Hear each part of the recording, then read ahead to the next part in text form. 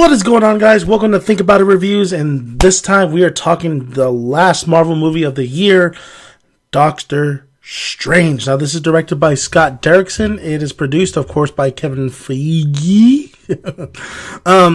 It also is starring Benedict Cumberbatch. Yes, the Benedict Cumberbatch who is Sherlock Holmes and Khan. And also we have Chiwetel Ejiofor from 12 Years a Slave. We have also Rachel McAdams, and we have Tilda Swinton. What's great about this one, it is written by Carlisle. Carlisle is from the Spill.com fame. It doesn't have him on here, but Carlisle is actually a really cool guy. You can actually listen to him and the Spill Crew, an old Spill podcast, or you could check out Corey from Double Toasted. Corey and Leon. So this has been released already, and the budget was at $165 million. The box office so far is $87.7 million. That's international, and then we got the domestic this Friday, or aka this Thursday. So let's get on to the film, shall we? Did I enjoy Doctor Strange? Do I know anything about Doctor Strange? The only thing I know personally from Doctor Strange is from the Spider-Man animated series and a little bit of things here and there. But I never really kind of invested too much in Doctor Strange. I know he had to deal with magic and sorcery and all that stuff. And that's not my cup of tea necessarily. That's why I'm not a Harry Potter fan. But in going into this film, I was like, well, let's see what it's like. I wasn't too enthusiastic for it, but I was like, let's just see how it is.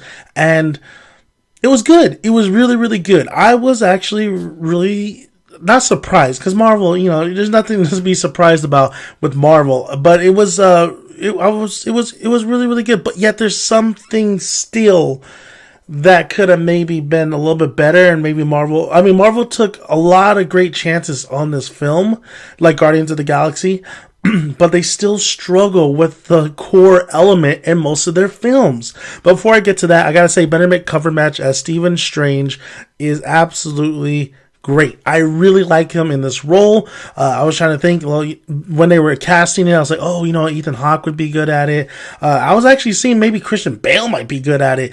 But I think Benedict Cumberbatch is a great choice to be in Doctor Strange. He's charismatic. He has charisma. He's charming. He's a dick sometimes when he has to be a dick. But he's not too much of an asshole like Tony Stark. I mean, he can be, but I think they balance him really well in this film. So as you don't know the story about Stephen Strange, or you didn't see the trailer, he gets in a horrific accident. He seeks out knowledge to maybe fix his hands, and he comes across this being called the Ancient One, played by Tilda Swinton. And I know there's a lot of racial things going on between all that, the Hollywood and that particular casting, but I'm not going to get into it. That's another discussion, another video. But yes, he seeks knowledge, and he learns that there's another world that's outside the world, but within the world, and all that stuff. I feel like this film really throws a lot at you. Like, there is a lot of shit they throw at you. And at times, it's a little bit confusing, yet I believe they handled it pretty well. I don't know how it's going to be for just general audience, but for me, I felt like, okay, a little bit confusing, but I'm understanding the main kind of things that are going on. I don't think it's too confusing. I think, okay, I understand what you guys are saying. I understand where you guys are going at. But I think with general audience, you're going to be a little bit confused with this film. The special effects were really, really well done. I mean, you talk about, this looks like Inception. Yeah, I still got the Inception vibe out of it, but I also got the Matrix vibe out of that. I'll tell you more on that in my spoiler review, but I really thought the effects were really, really well done, especially when they're making their spell, their kind of like their circle. It looked great. It looked clean. And what I really loved about this film was the hand movements. Usually, like X-Men, like Magneto, you see him go like this, and using his powers or whatever. I felt like the hand movements were so appropriate for this film, and it really made me feel like they're really turning shit. They're really like just making it multi-dimensions. Like, it really felt like they were actually doing this because of their hand movement. So I really didn't feel the disbelief in the movements that cater to the special effects.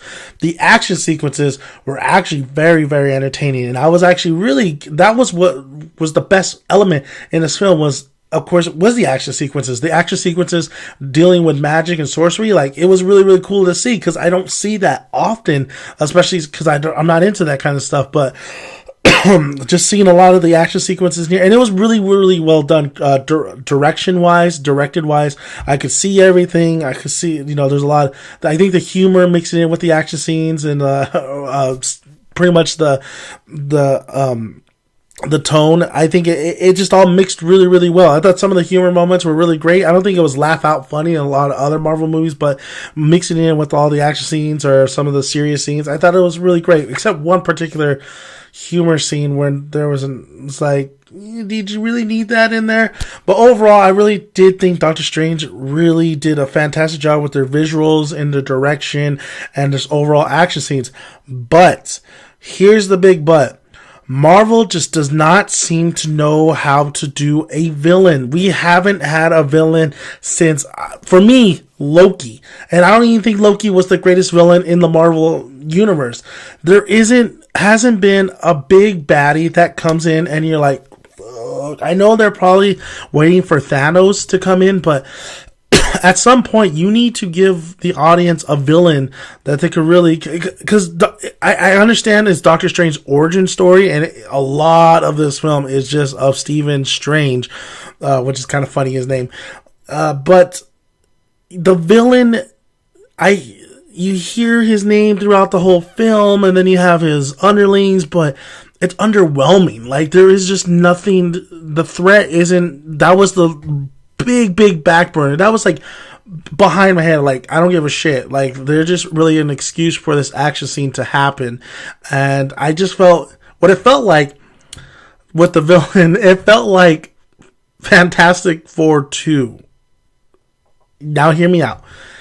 Well, maybe not. I guess I can really get into that, like, in my spoiler review, but it really felt like Fantastic Four 2 with the villain, and it really felt like The Matrix, the last one, in this film as well. I'll get to that in my spoiler review to get more detail on that. But overall, I just feel like Marvel just drops the ball with their villains, and I don't understand why. Like, how do the villain is the main core, is the main thing that we all grasp to. I know we want a good hero, but with the good hero, we need a fantastic villain along the way. I thought the cast was done really well. I thought they did a great job with the material they were given. Like I said, Benedict Cumberbatch did great. Another thing that was a minus was Rachel McAdams. I felt like Rachel McAdams was just to be there for the love interest. She didn't really do well. I guess I can't say she didn't really do anything. She helped out when it was her time to help out. But I felt like her character overall was just me watching Rachel McAdams. Like, this is Rachel McAdams. She's with Benedict Cumberbatch, Doctor Strange. But overall, like, I feel like she did do things in the film. It's just, she just didn't really feel like a character to me. She just felt like Rachel McAdams, which is not something I don't want to be seen while I'm on the screen. Benedict Cumberbatch actually had me convinced, like, oh, that's Doctor Strange. So, overall, it was a really, really solid, good film, a solid, good entry to the Marvel universe. It's a great way to open new doors, especially in the end credit scenes, or scene.